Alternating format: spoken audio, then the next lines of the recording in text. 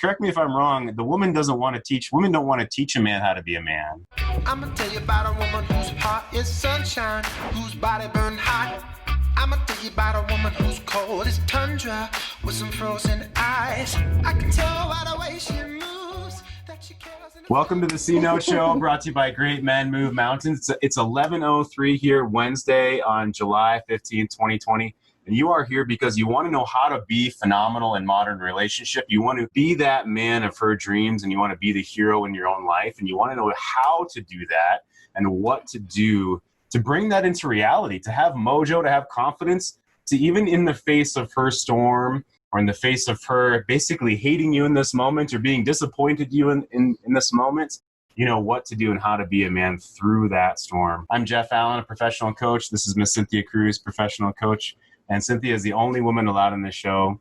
Welcome, Cynthia. I appreciate you. Hey, thank you. Thank you so much for having me. And I'm beyond grateful to get to sit here with you on this Wednesday, or for some of you, I think it's Thursday morning. Yeah, Patrick, it's Thursday. And please know, every time I see each of your names pop up in the participant section, I'm just blown away with gratitude that not only I get to sit here, but I get to know each of you, and I get to be sitting at this table with you each day. So thank you for being here. It makes a big difference. That's a great point. I love to get to know these guys as well. And I hope you guys are privately messaging each other through either Zoom or Facebook. You're private messaging through our private Facebook forum as well. That's a huge piece of this. And like I say, my goal is for every man to be in a tribe like this in one generation from now, and every woman to want their man to be in a tribe of men, so he can fucking learn. He can learn these things. Because correct me if I'm wrong, the woman women don't want to teach a man how to be a man. Right? She wants you to take your shit to the men. She wants you to learn how to be that masculine, centered, strong, mojo-filled self without her having to mommy you there. Yeah, and I would say even if she does get a lot out of mommy mode, that doesn't do a whole heck of a lot for other modes in your relationships. It's kind of one you want to stay away from. Yeah, mommy mode and sexy time don't work very well together, right? So we're going to talk about that today. We're going to talk about, well, how can we help a woman flourish within her passion and intimacy and sexuality?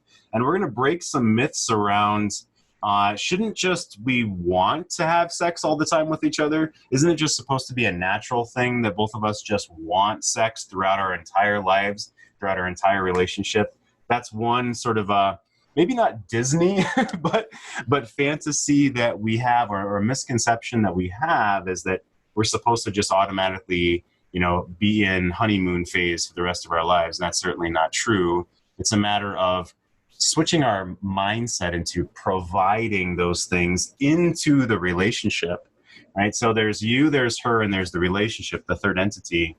And we must understand the values, the wants, the dreams that each of us have for that third entity, for the relationship, and how to water that like it's a garden, how to fertilize, water, give it sun, pull out the weeds, everything that it needs to flourish. And one of those is the mindsets that we have. That's one thing we learn in the show, is the 3 forms of confidence: the spiritual mindsets, the emotional how to be in control of myself, how to be that masculine man, which I've got a video specifically on masculine frame and masculine presence today, and the what to do when we face these challenges, either in our own lives or within the relationship. And that's why you're here, guys. So we always start with some comedy. And a question from the forum. We dive into this shit, right? We laugh and then we dive into this shit because this is deep stuff, guys. And we don't want to stay at the bottom of the pool. We don't want to drown at the bottom of the pool. That's not attractive to a woman. We want to dive into the bottom of the pool and then kick off the bottom with a perspective and a plan of either that exact situation or for ourselves in life, right? So a perspective may be the mindset that you have, and a plan is, maybe I need to go for a walk now. Maybe I need to read a book. Maybe I need to ask her how she's doing. Maybe I need to join the C Note show or jump back into my career. But you must know what the next one step is in your life. And that's what we're here to do, is talk about that. You can learn that so you can take these skills forward for the rest of your entire life, 40 years, 50 years, however long you plan to live. I don't know how many more years you feel that you have left, but I'm looking forward to the next 50 years of my life personally. So I want to start with a very quick question. We've got a post from the forum, certainly. So here we do our daily work as men. Our theme of this week is how to ask for more love, sex, and affection. And our opening question, I kept it really short, and then we've got a post from the forum. Opening question is, what is sex for anyway? What is sex for anyway? And Jason the Playful today, he was Jason the Merciful, Jason the Content, I think, and now he's Jason the Playful today. He brought this question up to me about how other men are coming to him as well, asking this. So Jason Bradbury, who's now Jason the Playful today, Jason Bradbury and Andy Malloy are two of our coaches in Great Men Move Mountains. Cynthia and I are the head coaches, and they help support our forum. Jason and Andy do, and they help coach other men as well. And Jason said, yeah, I have a lot of men coming to me asking this question, what is sex for anyway? And that's what we do here on this show. We are here to get more love, kisses, hugs, sex, and affection every day of our life. You are a man starting to rise in body, mind, and spirit, and that's why you're here, because you want to learn how to have these philosophies of life, these ideals of life, and how to take them forward into your world in a practical way. Love you guys being here. Cynthia, if you could please honor our men that are here today, and then we'll get into our comedy. I'd appreciate it. Well, yes, thank you. And Jason put in the comment, hey, listening to Ian, thinking of breaking out my dinghy today. Good to know. Good to know. Ian in Spain is taking sailing lessons, and he talked about his dinghy. And Jason is playful with his dinghy, apparently, since he's Jason the Playful today. So, and Walters is here. Tim is here. Rob is here. All this amazing. Rueben is here. Randy, Patrick, Kent is here. Joseph, it's good to see you again. Jason is here. Jack is here. Ian is here. Harry is here. Dave is here. And I just wanted to say thank you. I continue to watch how so many of you are on the forum responding to comments. Oh, Pat is back on. Oh, good. I really appreciate getting to witness how you are communicating and supporting other gentlemen. So when I read your name, I think back to the posts I've seen you do, and just thank you so much for all that you do for this tribe. Yeah, absolutely. And the vulnerable questions that you guys ask are incredible. They help us personally and me personally explore deeper within my own self as well, continuing. This is all a journey for all of us, no matter what level you're on, no matter what day, if you're on day 1, week 1, or year 2 or year 5, we're all in this journey. And we all keep reading. I just read No More Mr. Nice Guy for about the 4th time, jumping around, reading the whole thing again about the 4th time, The Masculine in a Relationship twice. Now I'm on to some Stoic philosophy that I'll bring into the show next week. Like, amazing stuff. Love you guys so much. So our question of the day is, what is sex for anyway? Got a long post from the forum that I'll read after our comedy, but let's get started with, sometimes we have, Cynthia, crippling levels of manliness, Just the levels of manliness are sometimes so overwhelming that they're crippling. You're a big, strong man. Hell yeah. You climb mountains, you fight bears, you shave with a chainsaw. So when you grab a drink, do you grab Pappy Jack's Frontier Whiskey or a Cosmopolitan? I grab my Pappy Jacks. And why is that? Because you're fearless. I don't know. What? And now that I think about it, I've never had a Cosmopolitan in my whole damn life. I have no idea what this tastes like. Well, it doesn't matter, because nothing compares to the smooth taste of... What? What is it? It's because I'm terrified. I'm so afraid of what people might think if I order one of these that I just never have. I'm afraid of a Cosmopolitan. No. You're fearless. You don't need that pink shit. You're right. I don't own anything pink. Hell yeah. No, that's a bad thing. Am I afraid of a color? No. No, but I am afraid of the appearance of femininity. I'm avoiding a whole section of the light spectrum, so in a way, I am afraid of a color. This is crazy. It's not crazy. You're not afraid. You just don't like it, okay? Why are you getting so emotional? It's not. I'm not. You're pissing me off. Okay? Anger is an emotion. Fuck you. You're fearless. Am I? The more I think about it, the more it feels like I'm afraid of anything even slightly feminine.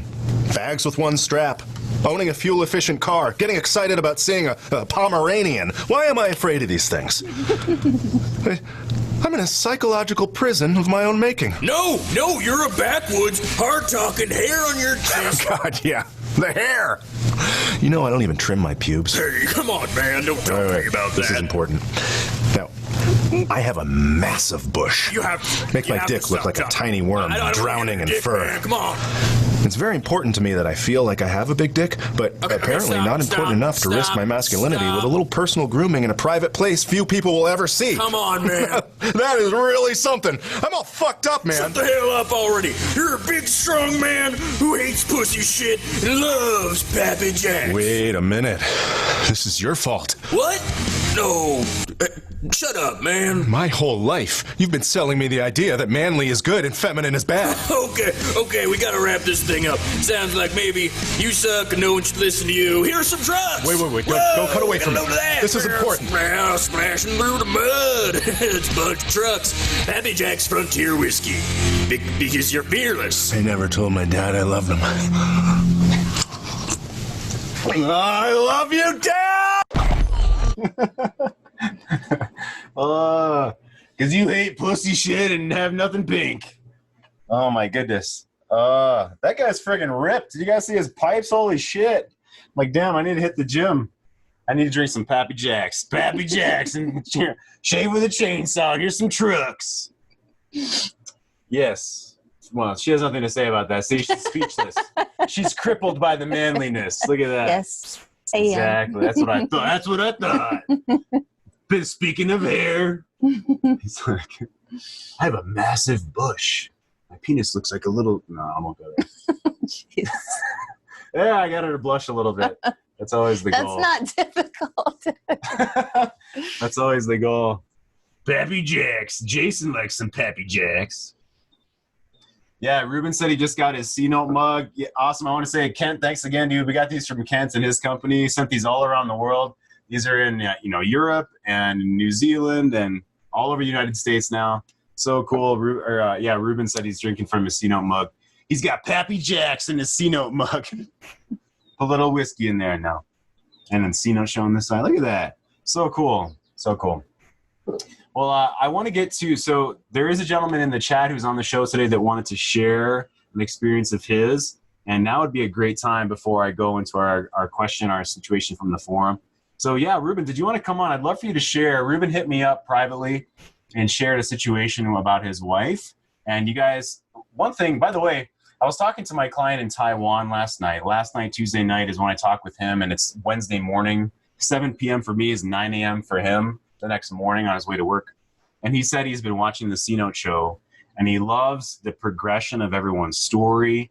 And no shit, Ken, he's like, yeah, this guy Kent is the most vulnerable and honest guy I've seen. Like, it's amazing. It helps me learn.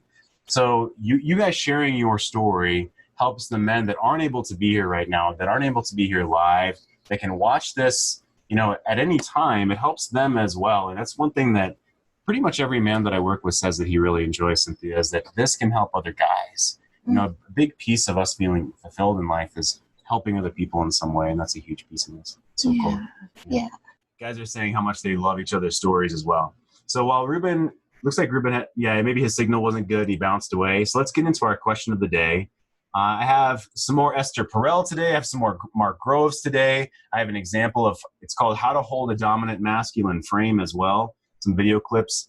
I have a quote from, let's see, what quote did I pull out today? Oh, I have a Psychology Today quote about sex and intimacy in relationship. And if she's not wanting to have any kind of intimacy whatsoever, and if she's saying, I never want to have sex again, well, how do we deal with that? That's something that we're going to scratch the surface of today and get into over time as well, of course, on the show. So let me jump into our question from the forum. I won't read all of this in one shot. We're going to bounce around, but here's a question from the forum. Here's a situation from the forum. He says, hello all, I'm interested in hearing feedback from men like myself who have deep religious convictions regarding the marriage covenant. Divorce is not an option for my wife and I. No shame or judgment to anyone who has been divorced. We have been married for 26 years. I understand that the focus should always be on improving ourselves individually and becoming clear and confident about what we believe in and expect for ourselves. Learning to be outcome independent is vital. When a man gets to this place where he is confident, calm, motivated, and outcome independent, and then realizes his wife is not seemingly interested in being connected and still demonstrates no desire or investment in a romantic relationship, then what are the options if divorce is not an option? So I want to pause right there. You know, if you would have asked me in my relationship, I would have said that divorce was not an option until I was faced with the catastrophic betrayal that I felt as well, and the catastrophic, just gut-wrenching, fucking gut-spilling situations that I had to go through, and that all of us have been through, and most likely every single man that's here has been through something that's was more painful than we ever could have guessed, that we ever would have wished on anyone. And so I can relate to this, man, regardless of your religious beliefs. All of us went into relationship because we wanted to spend the rest of our life with this woman, into marriage, because that's what we wanted. And where our boundaries are now depends on our values, the confidence that we feel in ourselves. So let's open up this topic. Let's open up this topic of, well, help me understand and help us understand how can a woman get to the point where she has said, after 25 years or 15 years, however many years it's been, that she's not interested at all, right? And then how can we as a man still think about romantic relationship if we're saying divorce is not an option? How can we start to understand this from a woman's point of view? What pieces of pie, as you talk about, what pieces of a woman's pie has she maybe shut down or locked away in her bottom drawer, as you talk about? Yeah, so that 20 years in, there's a lot that's come before that. And, you know, I was speaking with you earlier this morning that, and I even feel this in myself, you know, women can get into like, there's one mode of being in life where, the physical interactions, needing sensuality, she's so kind of structured and contained and all about getting things done and being closed off, that sex is not in that world. And then there's also the frame of being in the lane where you as a woman are still in your body and you're still in the feeling sense of who you are.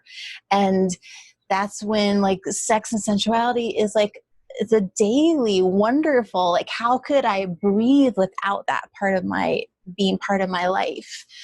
So I think that those lanes get stuck when she's feeling like, gosh, you know, her sense of worth, her value in the relationship, whether or not she's in a relationship that moves forward, or is it just kind of in a stagnant, stuck place? Does who she is as a woman, does it truly provide and give her partner something that lights them up and brings them joy? And if those pieces of the pie are not happening in the relationship, or they get kind of pushed under the rug because kids come along, and she's going to find that sense of stability, that sense of worth, that she has input in the world in that other lane, that more kind of masculine, closed off lane. So there's, like you said, there's these big lanes that she can be in. And one of them does not include sexuality. One of them is masculine, and it's like attacking the world and protecting herself. Yeah. Yeah. And so over time, what I'm trying to frame this, right? So what you said, you said like 7 different things. Sorry. Okay. This is complicated, right? So it depends on lots of things in life. It depends on if she's connected with her body. It depends on how we've been looking at relationship, right? So the big things are, well, what lane is she in? Because we as men, we want to like, okay, break it down for me, Cynthia, right? She's in 2 lanes, and one lane is the no sex lane, basically, and the other lane is attached to her femininity, in touch with her femininity in her body. Okay, so how can we start to verbally, right? Because if she's not wanting any sex at all, there's men on here that a woman wants space, she wants no physicality, or if you're trying to dance up the stairs of intimacy, how can we verbally ask her about her relationship values in a feminine area to even see if she's willing to discuss or talk about things in a feminine way to potentially bring her over into that lane? How can we open up a conversation, not to try to prove something, not logically, not to be a hummingbird husband, not to talk about the relationship, but to draw her into a more alive, sensual, emotional conversation? Yeah, I think anytime that relationship can be, that conversation can be open with what is the vision that you're putting into the bowl of the relationship space between you two? What is it that what is your purpose and mission in bringing up this conversation? And is it to talk about sharing what makes you feel alive and wanting to ask in her a similar thing? Your desire to breathe life into the two of you, the space between the two of you, whether it's through sex, whether it's just through simple touch, whether it's through conversation, that is important and needed, and everyone deserves that space. And we talked this morning too, that if she is really not willing to engage in any kind of conversation with you about that, I also invite you as a man to think about what is sex? What does this kind of interaction provide for me? Does it light me up? Does it bring me relief and a sense of creativity and inspiration? And, if this person can't show up for me in that moment for this, where else can I practice that energy and source that energy and be in gratitude with that energy? So holding a vision for that, and what does sex and sensuality or even touching and intimacy provide for me as a man, and how can I talk with her about that, right? So I'd love for you to honor the chat. So gentlemen, if I asked you right now, and here's a rhetorical question for you to take away as homework. If I asked you right now, what does touch and sensuality provide for you?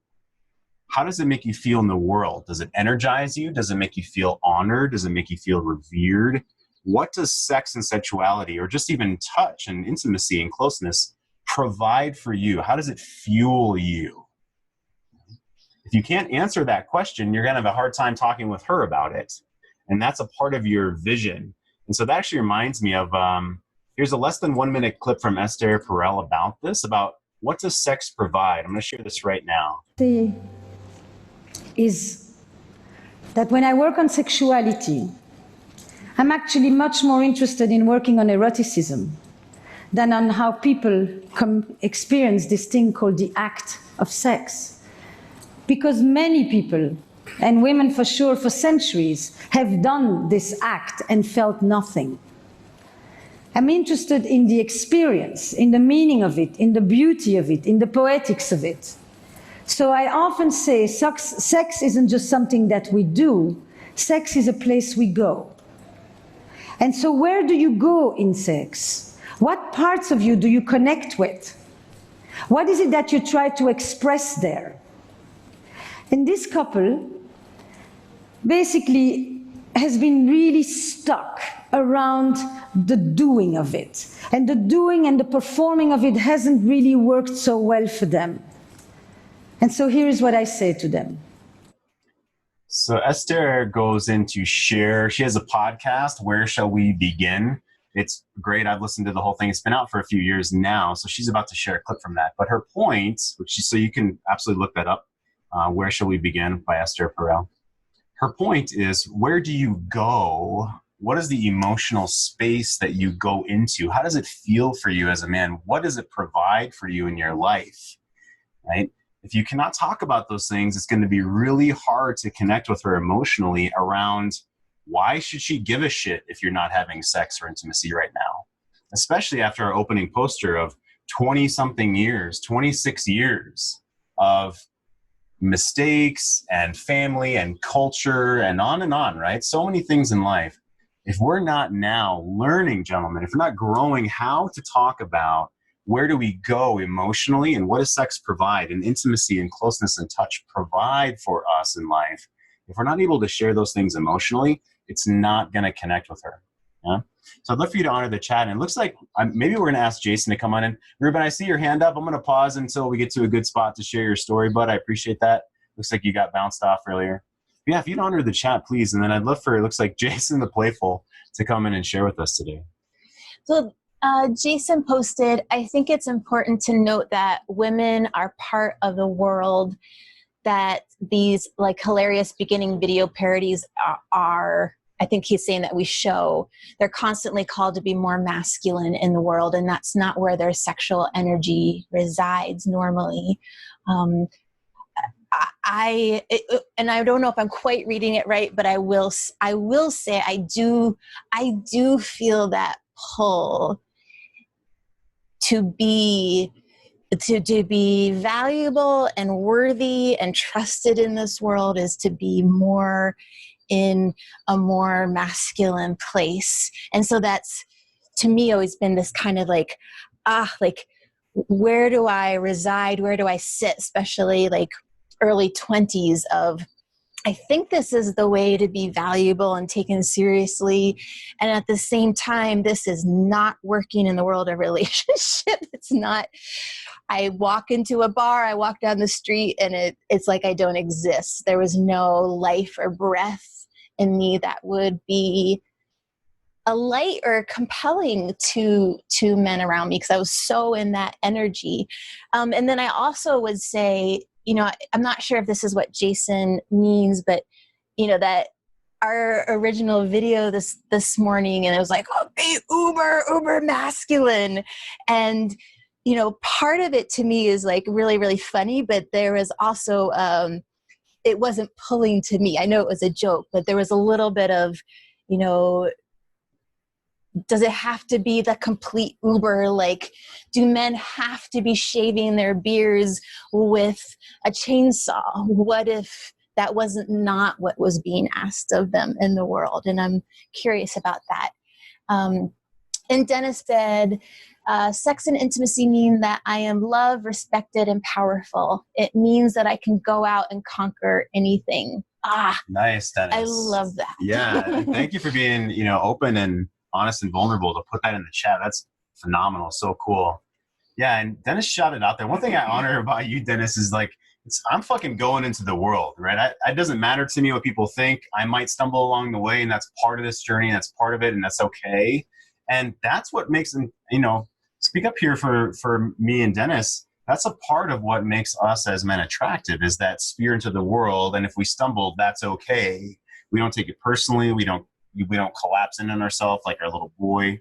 So talk with us for a moment about that. And Jason, I want you to open up here in a second and talk about, and sex is something that we are. I want you to come on the show and talk with us about that. So when you see a man like Dennis putting out there who he is, what he owns, what he wants, why sex and intimacy are powerful and important to him, what does that feel like in your body as a woman? Well, what I really wanted to do was be like, yeah, that just feels amazing, just to have a man, because there's like vulnerability and strength there. And I that's so compelling. And Jeff, I mean, you've modeled to me what a man can do. Like, you do not hesitate when you move out into the world. If something scares you, you're like, oh, well, let's lean in and see where this goes. And I so respect that about you. And you also will share like the stumbles or the, let me think about this. Or you even started modeling to me the, like, this is kind of embarrassing for me to share. And I was like, oh, there's so much framing and strength in that I saw that I could start speaking in that way too. So thank you so much. Yeah, that modeling of it's okay to stumble. We're not trying to be perfect. We've talked about in the show that Superman prior to Kryptonite was boring, and then they brought Kryptonite into the comic strip, and that really helped relaunch Superman, is his humanity and his fallibility. And that even in the masculine relationship, G.S. Youngblood talks about that us sharing those parts of ourselves connect us with people. And I was just talking with another man 2 days ago about our teenagers, a teenage boy. My son is 16 years old, and I made the mistake in the past of not sharing previous failures with him, or not sharing when I felt embarrassed about something. And his perception was that I thought that I was perfect. Even though in my own mind, I don't think that I'm perfect. I wasn't sharing outright those stories with him. And so now when I speak with a man about, especially our teenage boys, guys, but all of our teenagers, especially in that frame of life, is to once in a while, once out of every 5 stories or once out of every 10 stories, share something where you stumbled and you had a failure, and share what you learned from it. But you're not trying to make it this big Saturday morning special of like, this is what I learned. You're sharing your vulnerability first. And I learned this about myself after that. But the punchline is how you were worried or embarrassed about something, and that's okay. That's normal. Right. So so thank you for honoring that, me bringing that in the relationship, that diving into vulnerability, but then moving into the world with a plan is like a good thing. It's a good thing. So Jason, go ahead and unmute yourself and talk with us about when you said, and sex is something that we are. Go ahead and please, jump in, go for it. So that was kind of an extension of what Esther was saying about, something we do, something we that helps the relationship and all that. We are sexual beings, and our sexuality is not separate from us. It actually mirrors everything that we are spiritually, mentally, physically, and there's nothing wrong with that, because we know there's nothing wrong with us, right? Expressing ourselves sexually, how do I want to put this? Is one of the truest ways to not only to be honest and open and vulnerable and standing naked before our partner, but also with ourselves, and just being at one with who we are, and it's a great barometer on who we are being as men in the world. Yeah, I love that. So let me bounce something off you, Jason. So man to man, we'll pretend like Cynthia's not here. No, I'm just joking. But one thing I've been speaking with men about is unabashedly asking for what you want physically that's appropriate where you are in relationship. Okay, so let me give you an example. I had a man who's been asking me, how do I bring oral sex back into the conversation? And I said, you say, hey, I'd like your mouth on me. And he's like, wait, that's it? Like, that's all? What do you mean? Don't I have to like do other shit? And like, no, you fucking say, I would like this. And you can frame it with, I would like this. Hey, do this for me for 10 seconds. Like, put your mouth on me for 10 seconds. And just asking, you're not like, hey, mommy, can you please do this thing for me? Gross, first of all. But no, just like, hey, do this. So what's your opinion, Jason, when a man says, how do I bring intimacy back in? And you say, well, you start doing the acts of intimacy, or you ask for intimacy. What's your thoughts there when I say that?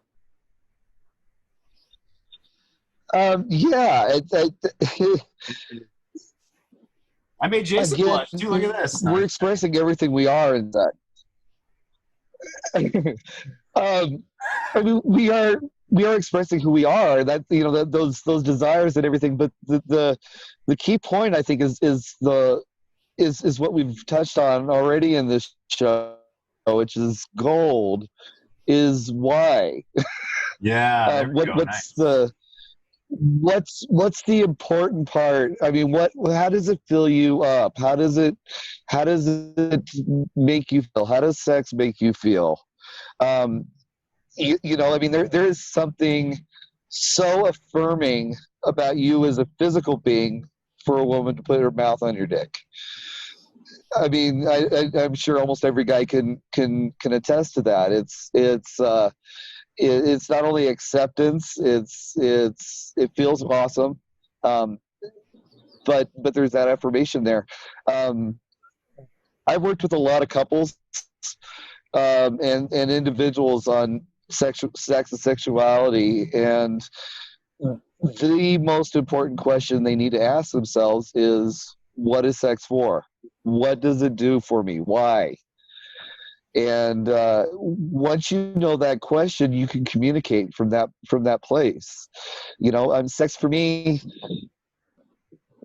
grounds me. It brings me back into my body. If I am swimming in my head and I can't get out, there is nothing more powerful for me than to have a woman bring me back into my body, or even in my own sexual yoga, bring myself back into the world, into my body, feeling connected to the ground. That's one of the major benefits for me. And then there is also, just the experiencing pleasure in the world and seeing pleasure everywhere. When I'm with a partner, the sky is bluer, the clouds, just the movement of the clouds and everything, just to seem more alive and everything. It brings me back to the planet, if you will. And when I share with a partner about my why of sex, it's mostly around that. It's mostly around being here on the planet for me. And there's a lot of the spiritual wounds and everything that sex can work on, feeling loved and all that. Those are all valid and completely amazing as well. And so I think everybody has to answer that question for themselves. Once they know it, you can communicate that with their partner. She wants you to be your best self. And if sex is part about you being your best self, she wants to do that for you. Yeah, thank you, Jay. I want to ask Cynthia about this. So as a man, right, and for me, it's this deeper dance of relationship. It's something that we all want, men, women, we all want, or at least we were in touch with it when we first got together. And maybe there's 26 years, like this opening poster of other swamp water on top. But for me, it's a deeper dance of being able to lead and flow. It's like a salsa. It's like a spiritual salsa in the bedroom, and where we can experiment and have fun. And it is, to me, it's on that fucking edge, right? It's on the edge. Should I ask for something I want? This goes through our mind. Is she enjoying herself? These things go through our mind. And that's the work that, we as men want to do away from the bedroom, so that when we come in, we can lean in and feel confident about what we're saying and asking. We don't want to try to go to the drawing board, in my opinion, in the bedroom. So give me some feedback as a woman of, like Jason was saying, and like I was saying, of asking for what you want and knowing why it's powerful for you, that lane, versus trying to go to the drawing board and be really logical in the bedroom and asking her, let's say, too many logical questions, or flushing out our own insecurities in the middle of the act. Those are totally two different lanes. So talk with us about that. Yeah. Gosh, as Jason was talking, I was thinking about when we are not exactly clear on why we are wanting something, or we're kind of hiding the reason why, or we just haven't taken the time to go, man, this is what this brings to me. When even I ask for something as a woman, that can come out as needy, because it feels like there's some sort of hidden message, not on purpose, but it's just, I haven't been brought that clarity. And Dennis was saying, that clarity is really important. So I think that lane of either I'm going to be confident in the bedroom and I'm going to ask for what I want, and because this is what we should do, is a very different feeling than the ask of I'm going to ask this because I know that it connects me into my body, and there's affirming life there, and it breathes life into our partnership. That makes my whole being really want to follow that lane. And it's a very different energy, but neither one are bad, wrong, or indifferent. It's just one has a different level of mindset attached to it. Well, So I'll disagree a little bit on the end. If we are trying to logically work out in the middle with her, I don't think that's serving our relationship, which is what you said. So I know you're trying to be very honoring about it's not bad or wrong, but if our goal is to be more connected and passionate, then we do want to show up in the first way that you were talking about. And I love what you said. So I love what you said about knowing what we want, so that it doesn't seem like we have some other kind of hidden agenda. If we don't know what we want, the other person is wondering, what's the agenda here, right? Well, why is he spooning me right now? Why is he coming to kiss me? Does he want sex? And a woman will shut down when she feels like he has an agenda just to get sex and he doesn't care about the relationship. Yeah? Yeah. That experience? Yeah. So I'm thinking about if the women in your lives are not clear on why they're wanting something from you, and they're kind of like, you should do this, you should clean it this way, you should put this away, you should. On the other side of that, I'm sure it feels like disrespectful, like an entitlement on her part. And I was thinking that in the bedroom, I think sometimes a woman can feel like if the man in her life is not clear on what he's wanting, it can come across as entitlement. And then that's like, well, he wants me to do this, and it seems like he's checking a box, and then I'm going to get all angry and huffy and shut down or hurt, and then things just start spiraling. Yeah, that's maybe where that downward spiral is, totally. So I want to honor our men. So if you read our chat for me, and Rueben, you've had your hand up for a while, and Andy, you've got your hand up. So Rueben, yeah, come on in and share with us, please. I've been doing a lot of thinking about this, and I've thought about the times that my wife and I had amazing sex, and then the times when it just became like another thing to do off the checklist. Yeah. And when it gets to that point, right now where I am, I don't even want that.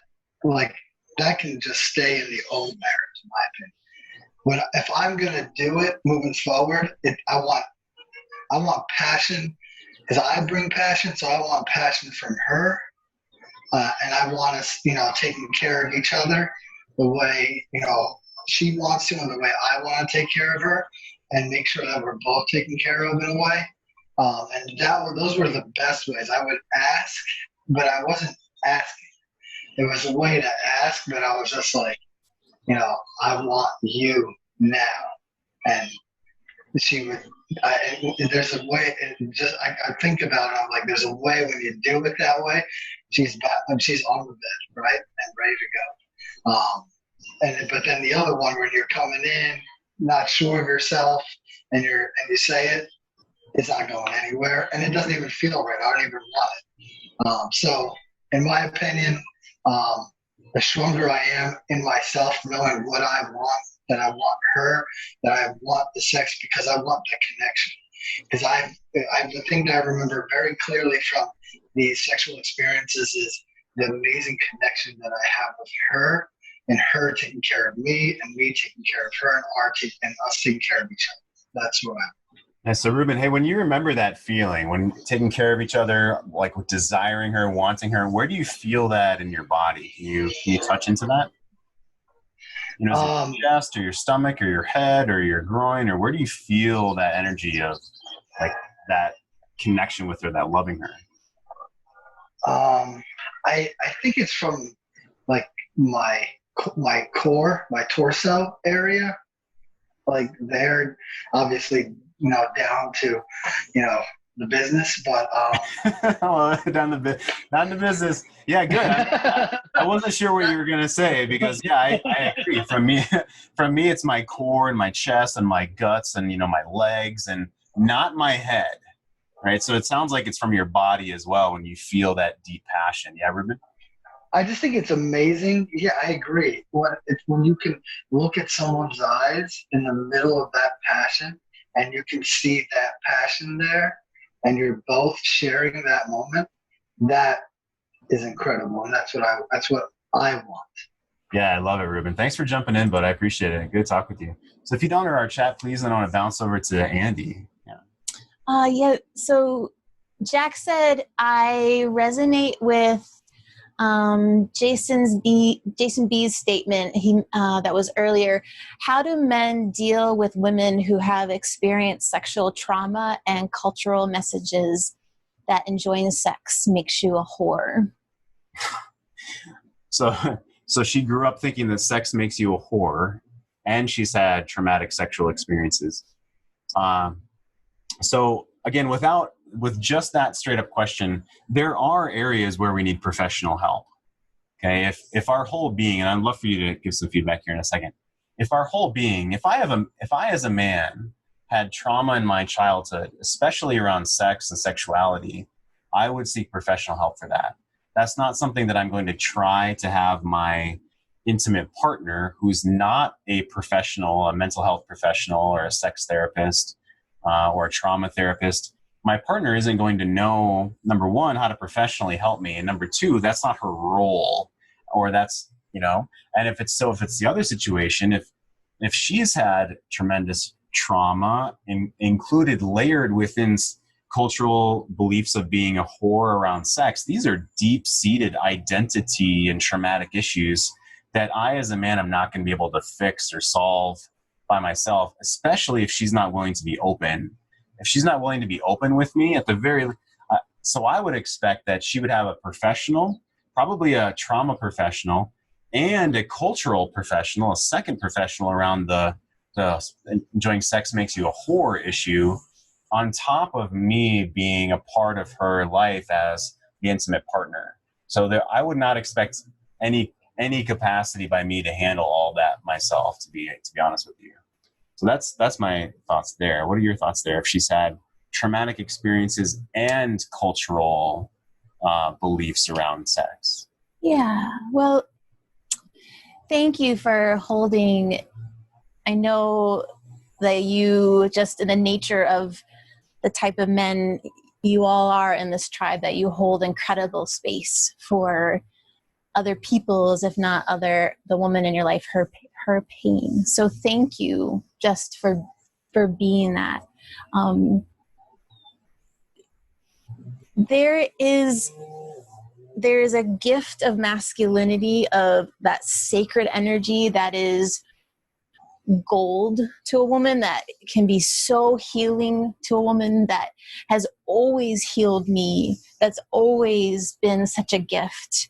And there's also a place that you can be in a woman that you don't have the stamina yet to receive that gift. Like your balloon to receive what you're being given, because the masculine has the most incredible graciousness and generosity I've ever known. And so learning how to receive that is a practice. And her balloon might be like that small, just based on her prior experience. So it's not your job to completely open her up. It's your job to pour into that when she has supports around her that are helping her receive who you are, because that is what you deserve, to be received for who you are and everything that you stand for. That was beautiful, phenomenal. So honoring for the masculine. Thank you. That was fantastic. So yeah, I'd love for Andy to come in, and you've got your hand raised. Please come on in. Yeah, go for it. Hi.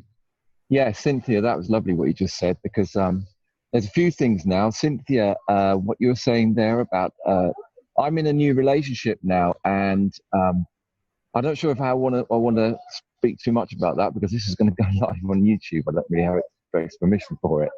But basically, the relationship I'm in now is with someone that grew up as very much as a Catholic. Masturbation was dirty, and there's still like dirtiness around sex. And one of the things that I'm using is incredible patience, but also expressing that, this is something that is incredibly natural to do, and it is what you just ended on. It's something that we deserve to have in our lives, and there's no reason to feel guilty about it. And then as well, Rueben, I just wanted to say that I loved his energy when he was talking about, when he's feeling confident and he knows what he wants, and he said, I want you in my room. I think it was, I want you in my room now. And that's great, because almost when he says that, he knows he's not going to get a no. And the reason I put my hand up as well was that I was thinking, in everything that we're talking about, one thing that I think is would be a good thing for us to try and understand, and I've been reading about it in the Super Coach book, is learn to be okay with no, because it's great to ask and to know what we want and to give clarity to the woman. But I sometimes feel, and I definitely used to do it as well, I used to not ask sometimes because I was scared of the no. But if we can just work on that, it's okay to have a no, it's still what we want, then that's something that can probably help us as well. That's what I wanted to say. Oh, Andy, phenomenal. So good. So good. And let me ask you, if you don't mind answering, something I would love to ask Jack, and something that Jason Bradbury was following up in the chat as well, is if she's open and wanting more sexual connection, if she had these experiences as a child, or there's these religious experiences, there's one thing if she's shut down about it, and it's another if she's open and wanting to receive your masculine leadership and your love and your essence. So in your experience, Andy, is she wanting to dive into those things? Yeah, definitely. Absolutely, definitely. And I think it really helps to be clear on where the male stands and what they want. And also to certainly not give any pressure at all. And it's okay to ask, is this okay? But not too much. Like you guys say, not to stack it. Well, the same in the bed. It's okay to ask, maybe once, am I okay with this? But I also watch her as well. So if I get a sense, and I think we're okay at sensing if women are where they are, and if we're not sure, then it's okay to ask at the moment.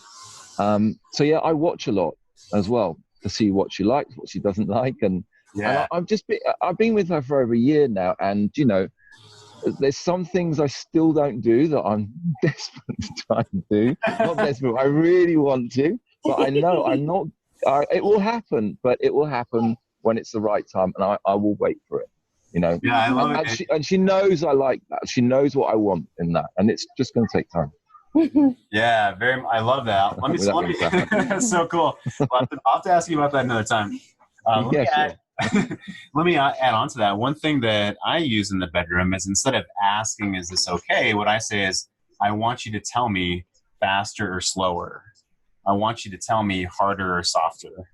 I want you to tell me, higher or lower. I thank you for that, because that's the second time you've said that on this show, and I've used that from the first time you said it. About a month ago, I remember you saying that exactly what you just said, faster or slower, if she likes it, how that. Yeah, I've done that as well. Good. And that works. Yeah, thanks. Yeah, it's great advice. Awesome. Yeah, thanks, Andy. I appreciate it. Yeah. So cheers. Is that good advice for men? So let me ask a different question. What does it come across like if I say, is this okay? So we've had a conversation about religious beliefs or sexuality otherwise, and we're in the middle of the bedroom, and I say, is this okay? Right? Give us some frame on that particular question in the bedroom, and maybe compare that to, hey, tell me faster, slower, harder, or softer. How does that come across? Well, thank you for that question. It was interesting watching my body, because when you said, is that okay? I almost felt myself like collapse a little bit, like maybe it won't be okay, and maybe I'm not okay, and I didn't expect that. That was just in the moment. When you do ask, and it blush, like when you do ask, faster, harder, slower, that really helps, because the feminine, when she's in that surrender and just receiving you, whether it's in bed, whether it's on a walk with you, in a conversation, that the feminine energy is actually not hugely verbal. She may have beautiful sounds and laughter and everything, but she's not going to be able to be verbal, especially in the bedroom, is a little bit more of a masculine energy. So in complete surrender, it's really tough to have words. So your framing is very helpful. Oh, wow. That's really interesting. I hadn't thought about it that way. That's super cool. Awesome. Well, gentlemen, I have a 2-minute clip that I wanted to show. It's actually about 3 minutes. I wanted to show during the show. It's how to hold a dominant masculine frame. And it's specifically a man in front of the room with a woman showing an example of how to have a fun and flirty frame, even if she's upset. Okay, so I want to share that. And, I always have more clips than I can show. I've got more Esther Perel to bring in tomorrow, more Mark Groves to bring in the future as well. You guys are phenomenal.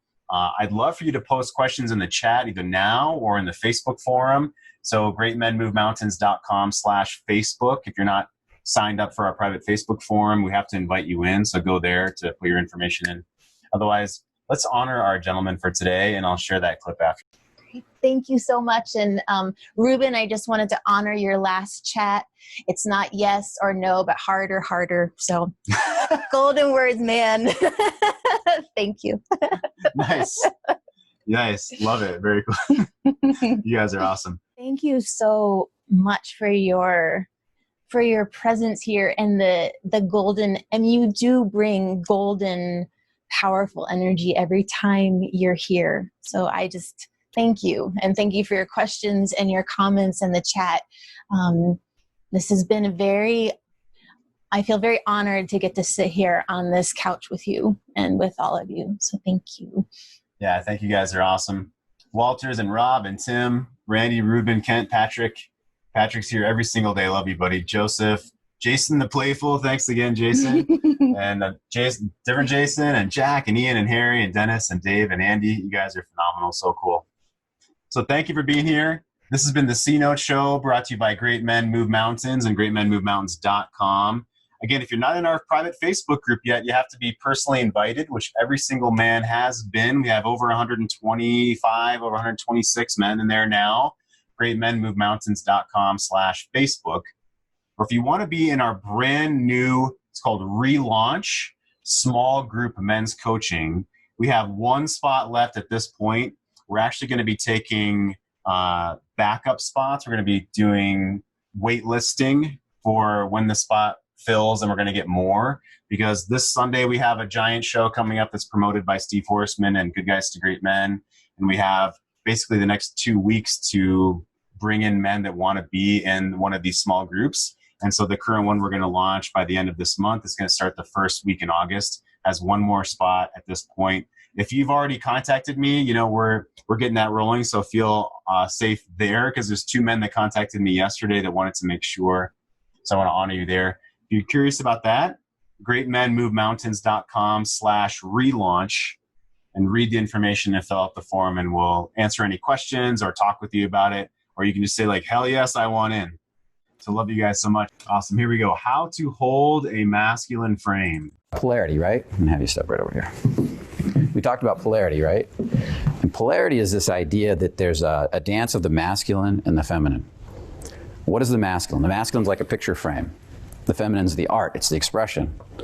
Okay, wouldn't you rather look at her more than me?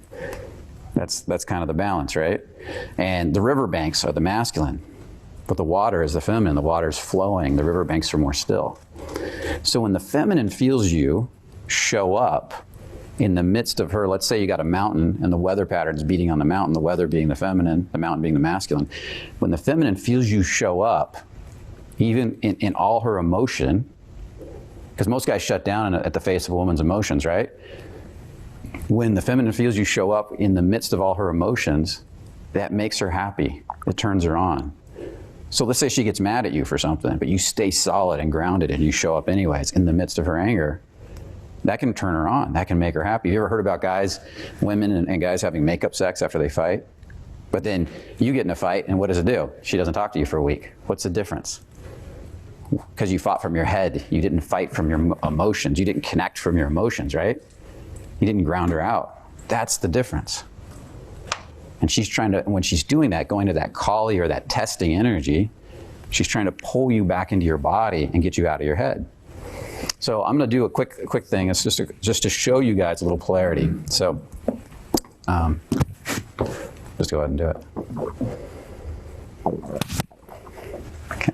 You do it a little harder. I want her to do it a little harder. That was kind of harder. Yeah, harder. Come on, you can do it. Okay, I'll step closer. Good. So what I'm simulating here is she's pushing on me, right? So do it a couple times. Good. Sorry. Good. See, that's what I want. I want her to giggle and laugh a little bit. And there's a reason for that, okay? Is I'm not shrinking, I'm not getting mad, I usually do this with a slap, but I'm not gonna do it like that on the camera, where she comes at me really hard.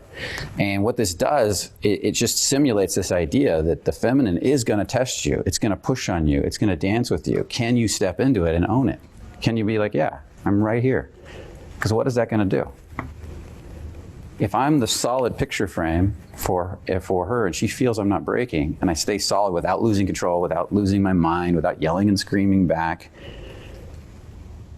that causes her to relax more in the end because her man is being solid. Okay, did you want to say anything on that?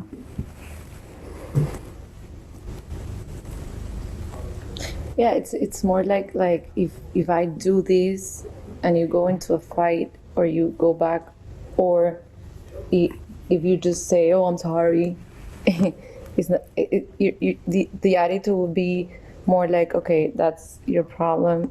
It's not mine. I'm here. It's yours because you just hit me, right?" Yeah.